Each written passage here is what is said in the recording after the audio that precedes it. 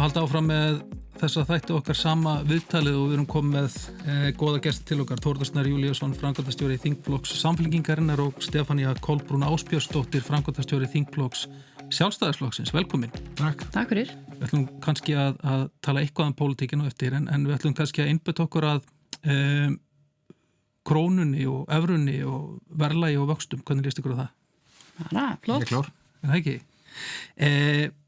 Eigum við að byrja á henni einföldu spurningu af hverju stýrivexti svona háir á Íslandi? Mér finnst þetta að vera spurning fyrir þig. Já, ok. Stýrivextir á Íslandi eru svona háir vegna þess að við erum auðvitað með dálítið sérstakt efnahagskerfi. Við erum með lítinn gjaldmiðil og honum fylgir ákveðin gjaldmiðla áhætta sem gerir það verkum að vextir hafa svona sögulega þurft að vera hærri til þess að svona að fá þá sem lána fjármuni til þess að gera það. Stýrivextir eru háir núna vegna þess að hér er verið að reyna að vinna á verðbólgu. Verðbólgan hækkaði mjög mikið í kjölfar kórónuveiru faraldursins. Þá var gripið til alls konar aðgerða til þess að örva atvinnulífið og draga úr áhrifum þess faraldurs á það og það má segja svona hafa drukkið hans í stíft og svo kom þingan í kjölfarið og hún kom í formi verðbólgu og Seðlabankinn hefur verið að beita sínum tækjum og tólum sem þetta eru fyrst og síðast stýrivextir þótt að þessu önnur líka til þess að reyna að hemja verðbólguna og draga úr einkaneyslu síðan þá og það hefur gengið hægt en við erum að sjá þess merki að þetta sé kannski aðeins að koma núna eða að draga úr einkaneyslunnni og húsnæðisverði er að raunlækkun og húsnæðisverði og það er svona efnahagskerfið er að kólna þannig að þess vegna hefur við verið að sjá verðbólguna fara niður á síðasta ári og stýrivextina lækka aðeins í takt svo fengum við þetta verðbólgsskot aftur svona aðeins á þessu ári utanakomandi áhrif eins og stríðsrekstur sem hefur áhrif á olíuverð er ekki að hjálpa okkur mikið heldur en manni sýnist svona flesti greiningaraðilar vera vongóður það að við séum í rétta átt núna að við sjáum að verðbólgan fari lækkandi núna í nánustu framtíð og ég sá mér að segja nýlega greiningu frá Kviku sem var nú að spá því að hún var komin í 2,9% eitthvað til næsta vor, ég ætla að segja að það sé ansi vongott en vonandi tekst okkur það og stýrivextirnir eru til þess að hemja hana. Ég spyr og kannski Stefanía hvort þú sett sammála þessari greiningu hjá Þórði og ég spyr vegna þess að eins og hann kom inn á margir vilja meina það að stýrivextir á Íslandi séu háir meðal annars út af krónunni. Já, þú veist, þetta er margt til í því sem Þórður var að segja. Þú veist, verðbólga hefur lengi verið mikil og þú veist, það er ákveðið svona sögulegt vandamál verðbólguvæntingar sem að þetta kannski hljómar ógeðslega jákvætt en er einmitt ekki gott ef þær eru háar að þær eru, þú veist, haldast háar og það er ekki síst sögulegur ástæður fyrir því, við hefum lengi glímt við þennan vanda en það sem kannski mér finnst vanda inn í yfirferð Þórðar er að þetta eru þrír aðilar sem ber ábyrgð á hagstjórninni, það er vinnumarkaðurinn, aðilar vinnumarkaðarins, það er ríkið eða hið opinbera og svo Seðlabankinn og þessir þrír þeir verða að dansa í takt og það hefur auðvitað bara lengi vel skort á þetta hjá okkur. Alveg sama á hvaða arminn þú horfir á, ég meina Seðlabankinn í núverandi mynd, í sjálfu sér var það ekki til fyrir 2017 en kannski fyrsta lagi eftir hrun. Þegar hann varð ópólitískur sjálfstæði stofnun og það skiptir máli að horfa til þess. En svo er þetta með þennan þráláta tendens til þess að hækka laun sífellt umfram það sem er innistæða fyrir og einhvers staðar kemur þetta út. Ég meina það er í rauninu bara það er annarkvort verðbólga eða atvinnuleysi nema þá að það komi eitthvað til sem að skapar umfram svigrúm sem við sáum ekki fyrir og svo er það ríkið sem hefur alls ekki alltaf lagt sitt á mörkum og það er kannski það sem ég fannst vanta yfir fyrir Þóra núna er framlag ríkisins um áramótin og þú veist, svo getum við tekist á það hversu mikið það var eða hvort það spili eitthvað aðalatriði, ég meina stríðsreksturinn, hann hefur áhrif, við sáum þetta líka í Úkraínu við sáum þetta í COVID en ég held að það sé gert of mikið úr gengisálæginu og sérstaklega vegna þess að krónan hefur verið afskaplega stöðug frá því að Seðlabankinn tók í raun og veru núverandi mynd. Sko, hérna, ég ætlum að geða ómiklum tíma í að ræða sko, hvað ríkisstjórnin að gera eða ekki gera. Það þetta snýst kannski meira pólitík dagsins í dag. Mér langar að einblína meira á þennan þriðja hluta sem þú nefndir, það að segja aðgerðir Seðlabankans.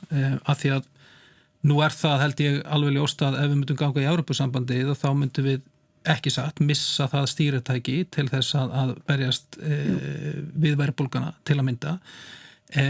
Heldur þú, Þórður, að við værum í betri málum ef við hefðum ekki lengur það stýritæki eða hvað?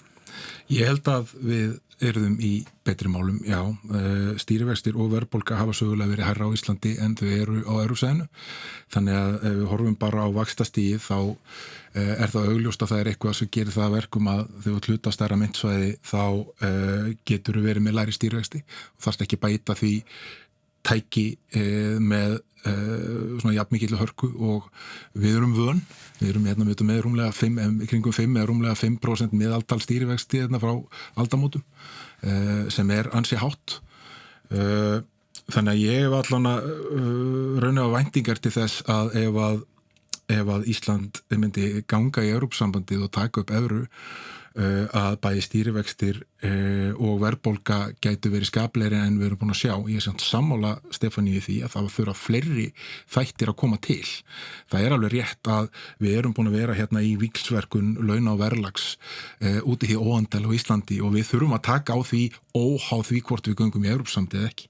Það bara vítarhingur sem við þurfum að rjúfa. Og að einhverjum ástæðum hefur okkur ekki tekist það í mjög langan tíma að gera það. En ég hef mikla sannfæringu fyrir því já, að þetta geti verið skapleira ef við göngum í Evrópusambandið og tökum evru en það í dag. En sko, hagkerfið sjálft myndi ekkert stækka automatist við það að ganga í Evrópusambandið og taka upp evru.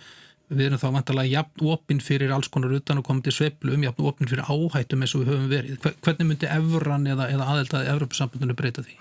Já, erum við jafn opin fyrir áhættum? Ég ekki sammála því. Við erum auðvitað með öðruvísi bakhjarl ef við erum með Seðlabanka Evrópu og þetta stóra gjaldmiðlasvæði sem bakhjarl en Íslenska Seðlabankan. Eins og Stefanía fór hérna ágætlega yfir á hann, þá raunverulega nýtt fyrirkomulag hjá Seðlabankan sem tekið gildi hérna þegar höft eru losuð 2017. Þá má segja að ég kalla þetta svona krónu á hækjum vegna þess að hér beitum við risastórum gjaldeyrisvaraforða yfir 900 milljarða króna gjaldeyrisvaraforða sem Seðlabankinn notar til þess að halda krónuna á milli innan vikmarka. Áður höfðu við farið í tilraun til þess að setja krónuna á flot sem endaði ekki vel, hún endaði í bankarunni og miklum vaxtamunna viðskiptum og þar áður höfðu við verið með fastgengistefnu eftir þjóðarsáttina. Þannig að við höfum búin að prófa ýmislegt. En við situm alltaf uppi með það að vextirnir eru hærri enn í samanburðarlöndunum og verðbólgan meiri. Stefanía,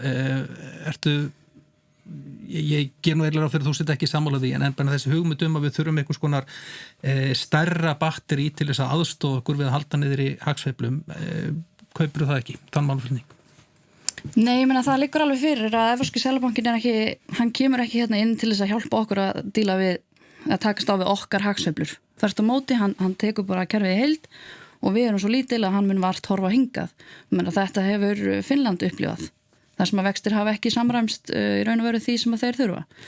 Og svo ég taki aðeins hérna boltan frá þar sem Þórður skildan eftir með eins og það að það geti hjálpað okkur að ganga inn í eitthvað stærra myndsvæð, þar eru vextir lægri og það lítur að vera einhver ástæða fyrir því. Já, ég meina ástæðan er ekki svo flókin. Það til dæmis þar hefur verið miklu minni hagvöxtur heldur en hér. Þegar það minni hagvöxtur þá minni þensla. Og ég meina, það eftirsóknarvert? Við viljum hafa hagvöxt, við viljum að lífsgæðin og lífskjörin vaxi ár frá ári. Við viljum það. Og ég veit alveg, hagvöxtur er ekki gallalaus, sjáðu til sko, en það er svolítið einföldum falin í því að vísa bara hreinlega til þess að vextir séu lægri þarna og þess vegna hljótum við að taka það upp bara með því að ganga inn.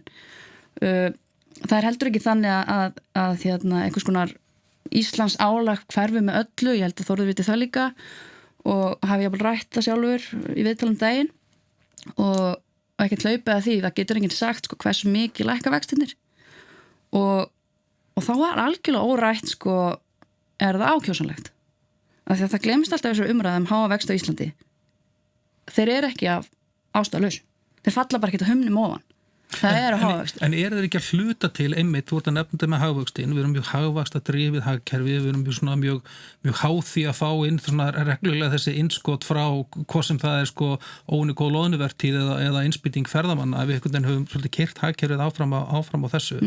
Ekki einhver mögulegur fyrirsjáanleiki og ákjósanleiki fólkinni því að kannski jafna þetta aðeins betur út, að við séum ekki í þessum stanslausu öldum upp og niður? Jú, það verður náttúrulega mjög ákjósanlegt. En vandinn samt sá að það að gangin í Evrópusambandið, það eins og þú segir, stækkar ekki hagkerfið okkar. Við erum áfram bara litli Ísland.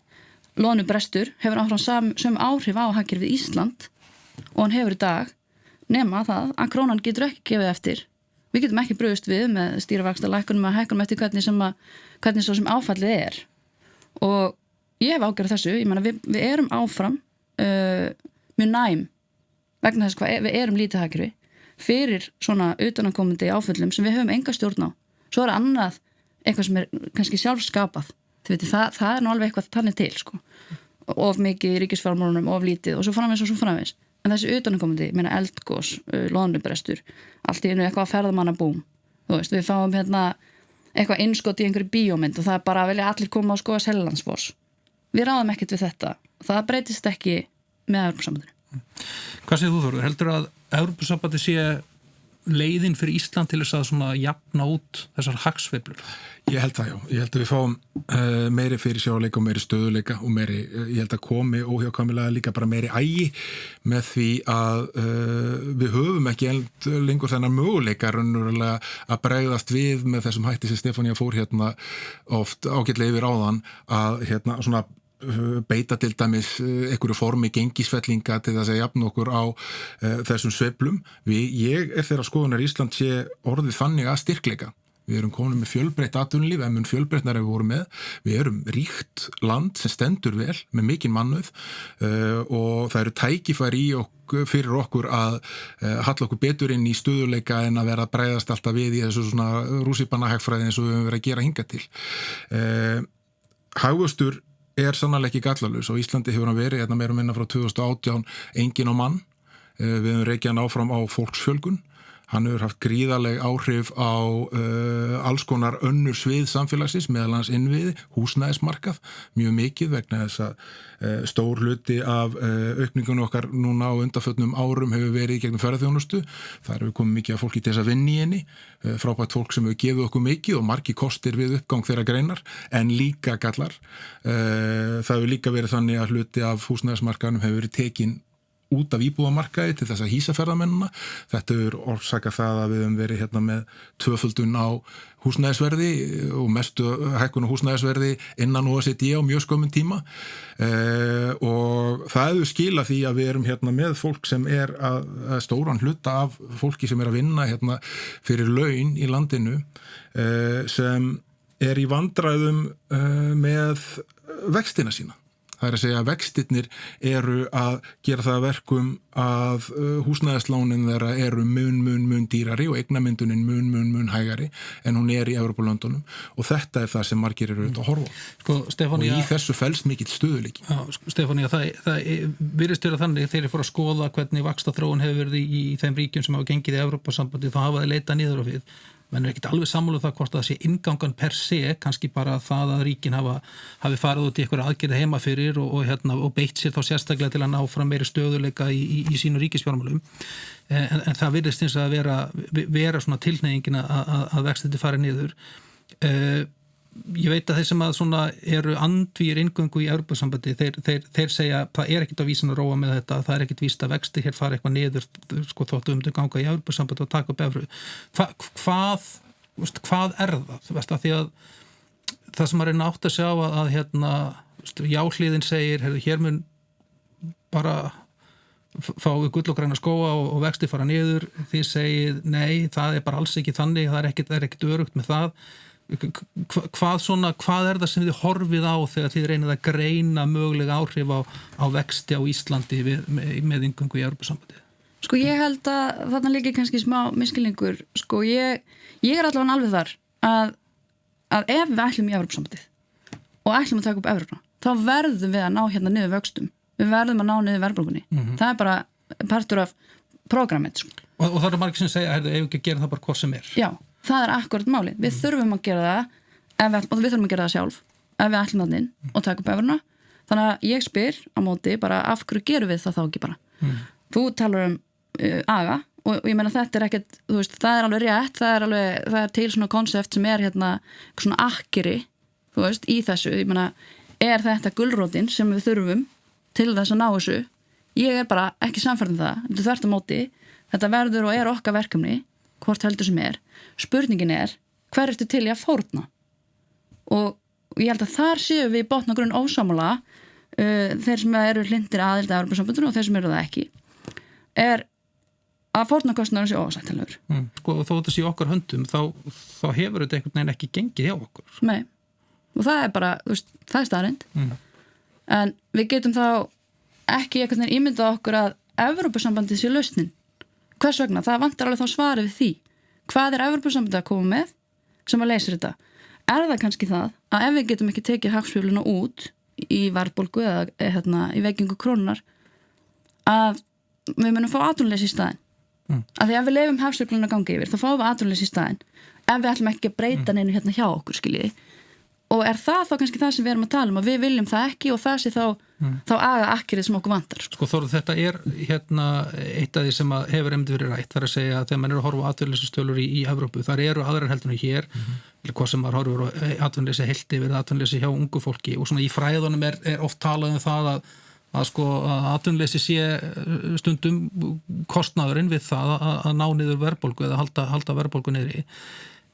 Það sem að koma skal ef við göngum í Evrópusambandið? Nei, ég held að þetta skekkist út að dálítið mikið á því að það eru ákveðin lönd í Evrópusambandinu sem eru með mun meira atvinnuleysi og sögulega en önnur, eins og Spánn, Ítalía og eftir atvikum Grikkland, fyrir ríki sem komu úr öðru í stjórnarfari en við að venja, sérstaklega Spánn og Grikkland út á tíma og eru með stórt svart hagkerfi sem hefur erfitt stundum að eiga við, þannig að það litar þessar meðaltalstölur. Ef við horfum á hvernig atvinnuleysi þróast í niðursveiflum hjá okkur á undanförnu, til dæmis 2019 þegar WOW fór á hausinn og þegar Icelandair lendi í vandræðum með Max-vélarnar á sama tíma og það voru önnur, þetta gerðist raunlega eins og hefur svona tilhengingu til þess að gera hérna á Íslandi mjög margt á sama tíma, þá voru við ekki að taka þetta út í atvinnuleysi.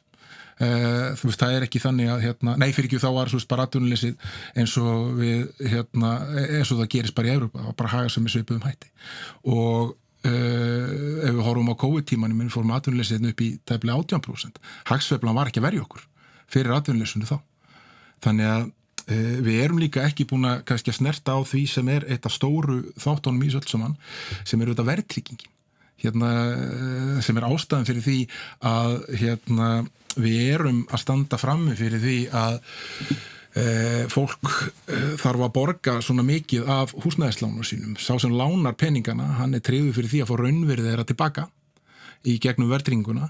Við erum með verðtryggt efnahagskerfi vegna þess að lífeyrissjóðirnir eiga gríðarlega mikið magn af verðtryggðum eignum líka, að fjármagn atvinnulífi voru bundnir höftum til þess að komast ekki út úr íslensku hagkerfi nema að hluta til þess að fjárfesta annars staðar og þurfa að kaupa innlendar eignir umfram það sem þeir vilja, þegar hann sagt það bara sjálfur í umsögnum ýmis lagafrumvarp upp á Alþingi. Og þetta veldur því að við erum með þessi verðtryggðu lán, þar sem sá sem lánar fær alltaf sitt tilbaka en sá sem fær lánað, hann þarf að borga verðbólguna með láninu sinu og það eitthvað sem við erum ekki með í Evrópusambandinu og myndi með tíð og tíma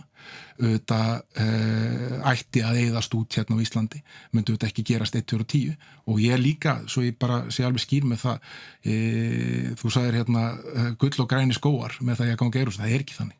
Það engin töfralausn að gangi í Evrópusambandið.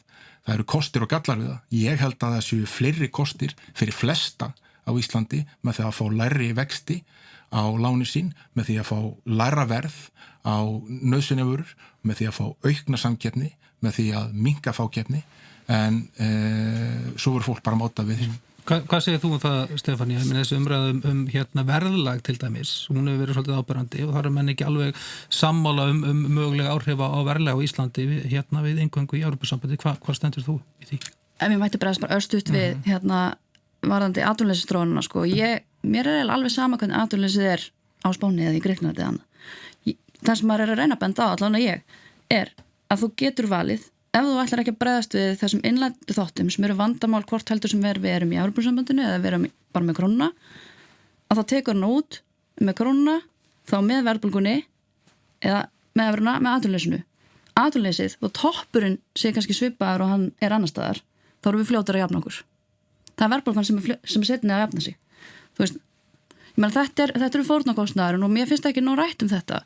En varðandi sko hvort að eins og hvað hann segir, ekki gull og græni skógar, engin töfralausn, en fer síðan að tala læra vexti, læra verð og allt eins og blómstreina. Það alveg ljóst að Evrópusambandið ekki forsenda þess að þetta getur orðið raunveruleikinn hér. Það getur verið ákjómsanlegt að fara inn í Evrópusambandið af einhverjum öðrum ástæðum, en það þarf að draga þær upp á borðið sko. Af því að þetta ekki eitthvað sem að krefst þess að við göngum í Evrópusambandið. Það auðvitað óljóst hvað verður verðlag. Við erum eftir sem áður, nema það sé eitthvað sem við farið fram hjá mér að við ætlum að draga Ísland eitthvað nær meginlandinu. Getum það ekki. Flutningskostnaðurinn heldur sér. Við erum ennþá mjög langt frá stóru markasvæðanum. Þetta skiptir máli. Þetta skýrir á miklu leyti innflutt verðlag. Launin, þau eru áfram há. Það er ekkert ódýrt eða næs að búa í Danmörku fyrir Dani. Við verðum aðeins að ræða þetta á breiðari grunni. Það er hins vegar alveg rétt og gott að velta því fyrir sér hvað áhrif það hefur að afnema tolla á landbúnaðarvörur. Það kann að vera að það lækki verða á einhverjum innfluttum landbúnaðarvörum við þetta. En hversu mikið, það skal ekki sagt. Af því að það sem við erum búin að vera að tala um að og ég held að sé auðvelt að skynja það þeir eru ósammála svona ákvæmna grundvaldaþætti og svona horfið á mögulega þróun við inngöngu í Evrópusambandið með ólíkum hætti. Þórður sko hefði verið betra í upphafi þessara vegferðar að það hefði svona fleiri óháðar greiningar legið fyrir á mögulegum áhrifum. Bara svona til þess einhvern veginn að fækka eða jafnvel eyða ákveðnum óvissu þáttum sem að virðast vera svolítið í umræðinni. Sko mögulega, en þetta auðvitað allt einhverju óvissu háð hvernig hlutir þróast. Það bara þannig. Við getum ekki sagt, og ég ætla ekki að segja hérna föstum fetum, vextir verða X ef við göngum í Evrópusambandið eða hérna, hér verður bara verðbólga fer ekki yfir X ef við förum í Evrópusambandið. Ég hef hins vegar sannfæringu fyrir því ef ég horfi á hvernig þessum málum háttað á Evrópusambandið innan Evrusvæðisins, þar sem vextir eru 3-4% á almennum íbúðalánum á meðan þeir eru og yfir 9% hérna, þar sem ekki verðtrygging á lánum, þar sem matakarfan miklu ódýrari og svo miklu ódýrari að hún útskýrist ekki einviðunum á flutningskostnaði. Þetta ekki það sem ég sagði? Nei, ég var ekki að bregðast við þér. Bara svo það sé á hreinu. En þú veist, bara ég út af þetta eru almenn rök sem eru oft sett fram. Þannig að ég held að það séu réttmætar væntingar til þess að við gætum fengið þessa hluti sem eru eftirsóknarverðir vegna þess að við erum svona, ef ég skil konsepti í kringum þáttin rétt að við erum að reyna að einbetta okkur hérna á gjaldmiðlamálunum, króna eða evra og ekki að fara í aðra kosti eða lesti þess að gangi í Evrópusambandið, að ég held séu réttmætar væntingar til þess að við getum fengið hérna skaplegar vaxtastig sem getur veitt heimilum og fyrirtækjum landsins miklu meiri fyrirsjáanleika í því hvernig lánið að þróast. Ég meina, ef við horfið á það 2020, þá voru 2 af hverju 3 íbúðalánum hérna, þeir voru verðtryggð. 2022, þá var þetta búið að snúast við. 2024, þá var þetta búið að snúast aftur við. Það að reka íslenskt heimili hérna og vera alltaf að máta þig við það, á ég að vera í verðtryggðu, á ég að vera í óverðtryggðu, á ég að vera bundin, á ég að vera fastur. Þú ert alltaf að hugsa þetta svona. Þetta ekki veruleiki sem önnur heimili standa frammi fyrir út í einu stóra heim. Heldur Stefánía að það sé nóg fyrir ykkur? Hérna, þú búin að segja og ekki bara þú, heldur mjög mörg sem að eruð svona neymegin varandi þessa þjóðaratkvæðagreiðslu að við getum leyst svo margt þetta heima fyrir. Það sé svo margt af þessu sem við verðum að tala sem við getum bara gert sjálf. Heldur að þið þurfa að leggja fram fyrir bara fólkið að núti sem bara einmitt að glíma við sín húsnæðislán og annars líkt. Heldur þið þurfa að leggja fram eitthvað svona, hvað getur við sagt, skothelt plan til þess að sína fram á, ok, ef það verður nei, ef við ætlum ekki Evrópusambandið, svona ætlum við að halda á málum, svona ætlum við að ná niður vöxtum og verðbólgu. Sko, óháð því hvort það kemur já eða nei upp þessum kassa, þá held ég að það væri rétt að ríkisstjórnin gerði það, að því hvort heldur sem ef við ætlum aftur inn í Evrópusambandið eins og ég sagði áðan, að þá verðum við að taka á þessum hlutum. Við verðum að ná niður vöxtum og verðbólgunni. Það er bara hluti af skilorðunum sem þessu fylgja. Þannig ef við ætlum okkur inn, þá verðum við að gera þetta. Ef við ætlum ekki inn, þá, ef þú spyrir mig, verðum við að gera þetta líka. Hvernig held að umræðan verði? Held að verði málefnileg og þróskuð umræða eða held að við verðum svolítið í skotgröfunum? Ég vona það allavega, að hún verði málefnileg og þess að ekki það sé sem skotgröfunum, svo það sé skýrt. Ég vona það að hún verði málefnileg, hún verði góð og að því að þannig er hún líka skemmtilegust, sko. Við getum bara sest svona niður og bara rætt þetta, við erum ósammála og alls óvíst hvort við komumst að sameiginlegu niðurstöðu. En bara það að við tölum okkur ekki sjálf niður og við horfum á það sem við höfum þó gert í þessu furðulega hagkerfi sem Ísland er og verður áfram óháð öllu öðru. Ég held hún geti orðið mjög skemmtilega, við þurfum bara alltaf að leggja okkur líma. Ég vona að hún verði á þeim nótur sem Stefán er að tala og þá verður hún líka meira krefjandi vegna þess að það er meira krefjandi að setjast niður og tala hlutina yfirvegað og málefnalega en að gera það úr skotgröfum og að bera fyrir sig eitthvað hálfsannleik eða upplýsingaóreiðu. Mér finnst því miður skorta á það og það er beggja megin við að það sé þannig svona í upptaktinum. Það er ansi margt sem er sett fram sem er bara beinleinis rangt og ég held að við eigum að tala af sjálfstrausti og staðfestu fyrir þeirri leið sem við teljum að sé best fyrir Ísland vegna þess að það er það sem við erum að horfa á endanum. Við erum að velja leið sem er best fyrir Ísland en ekki að reyna að hræða fólk til þess að ef þú segir já eða ef þú segir nei þá muni bara heimurinn farast og það er taktur sem ég sé því miður aðeins svo mikið núna í upptaktinum og mér leiðist hann og ég vona að þetta taki á sig betri mynd. Ég ætla ekki að segja ég sé 100% vongaður að verða hann en við erum allan að leggja okkar mörgum, mér finnst það. Já, ég meina það er polarisering og það er einhver svona klopningur í umræðinni. Hann er aldrei góður, saman hvað við erum að ræða. Sjáum hvað setur Stefánia Kolbrún Ásbjörnsdóttir, framkvæmdastjóri þingflokks Sjálfstæðisflokksins og Þórður Snær Júlíusson, framkvæmdastjóri þingflokks Samfylkingar. Takk fyrir að koma í sama viðtalið. Takk. Takk fyrir mig.